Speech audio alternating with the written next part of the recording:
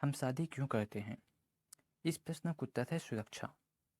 जन्म से लेकर मृत्यु तक की इस सफ़र में हमें किसी न किसी की आवश्यकता होती है, मतलब की सहायता लेनी पड़ती है, जो हमारी मदद करे, जो हमारी देख रेख करे, जो हमारी सुरक्षा का ध्यान रखे। जब हम छोटे बच्चे होते हैं तब हमारी देख रेख, हमारी सुरक्षा की जिम्मेदारी हमारी मम्मी पापा की होती है।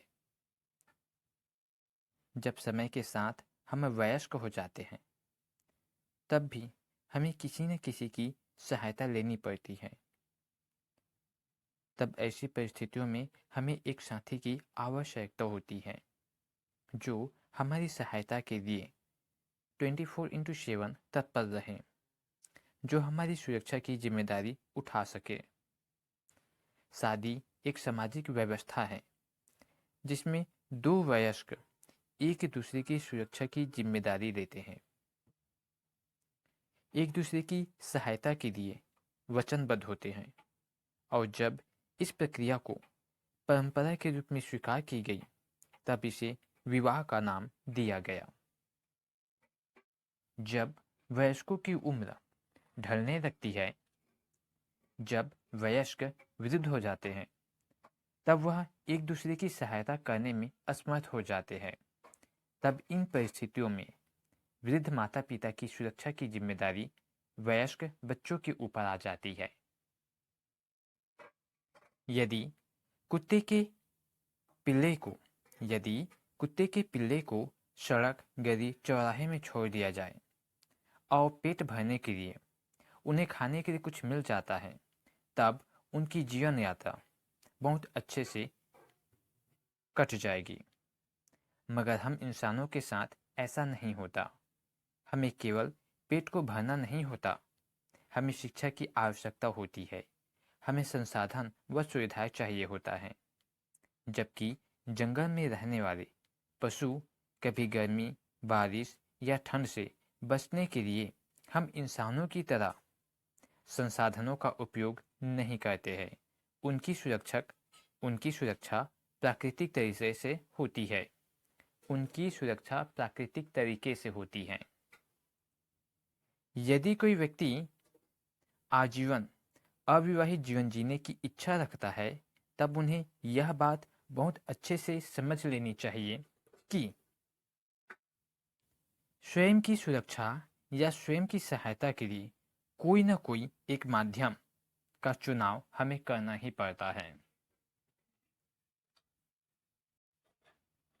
समाज में रहने वाला कोई व्यक्ति यदि सन्यासी बन जाते हैं, तब वह सन्यासियों के मठ में चला जाता है और मठ ही सभी सन्यासियों का सुरक्षा का दायित्व वहन करता है। अर्थात सन्यासियों का भी अपना एक परिवार होता है जो उनकी देखरेख करती है, उन्हें सुरक्षा प्रदान करती है।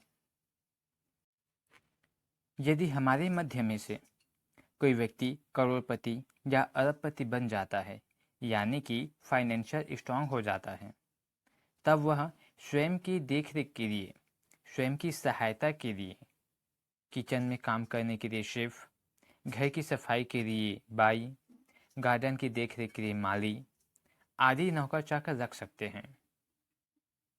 कहने का आशय यह है कि जब भी हम किसी परिवार की सदस्यता को छोड़ते हैं, तब हम किसी दूसरे परिवार के सदस्य बन जाते हैं या हमें सदस्य बनना पड़ता है, स्वीकृति स्वीकार करना पड़ता है। जो आध्यात्मिक गुरु होते हैं उनका अपना एक परिवार होता है, एक आध्यात्मिक संस्था होती है। जो राजनीति में कार्यरत हैं उनका अपना एक राजनैतिक परिवार होता है, जिनमें उनकी सहायता करने के बहुत सारे लोग होते हैं, बहुत सारे प्रशासनिक कर्मचारी होते हैं जो उनकी सहायता करते हैं, जो उनकी देखरेख करते हैं। व्यावसायिक परिवार होता है, जैसे कि रतन टाटा, यानी कि अब बिजनेस में आप सक्सेस हो जाते हैं और अचानक आपकी तबीयत खराब हो जाती है, तब भी से आपको किसी पत्नी या माँ को बुलाने की ज़रूरत नहीं है। कहने का मतलब है कि आप पैसों से हॉस्पिटल भी खरीद सकते हैं, पैसों से आप नर्स खरीद सकते हैं, पैसों से डॉक्टर खरीद सकते हैं, हर किसी को आप खरीद सकते हैं। तब ऐसे में पैसा ही आपकी सुरक्षा का एक माध्यम बन जाता है। और उस पैसों के माध्यम से खरीदा हुआ एक परिवार बना देते हैं जो हमारी सुरक्षा करती है, मतलब कि अगर हम फाइनेंशियल स्ट्रांग हो जाते हैं तो। यदि हम स्वयं की सुरक्षा करना चाहते हैं तब हमें किसी साथी की ज़रूरत होती है, मतलब होती है, या पैसों की ज़रूरत होती है, अथवा किसी संस्था की ज़रूरत होती है। परिवार का स्वरूप अलग अलग हो सकती है, किंतु परिवार तो हमें बसाना ही पड़ता है, चाहे वो पैसों की दृष्टिकोण से देखो, या संस्था की दृष्टिकोण से देखो, या फिर जीवन साथी में जीवन साथी के रूप में किसी को आप अपना जीवन साथी बनाते हैं तो। लेकिन परिवार तो चाहिए, तभी हम सुरक्षित रहते हैं। तो अब आशा करता हूँ विवाह का मूल कारण आपको समझ आ गया होगा। विवाह का मूल कारण है सुरक्षा। अब वो सुरक्षा या तो हमारी पत्नी करती है, हमारी माँ करती है, हमारे भाई करते हैं। यदि ऐसे परिवार में कोई सदस्य नहीं है तो हमारे पास जो पैसा होता है वो हमारी सुरक्षा करती है। अगर वो भी नहीं है तो कोई संस्था हमारी सुरक्षा करती है। तो कुल मिलाकर किसी की सहायता हमें चाहिए होता है।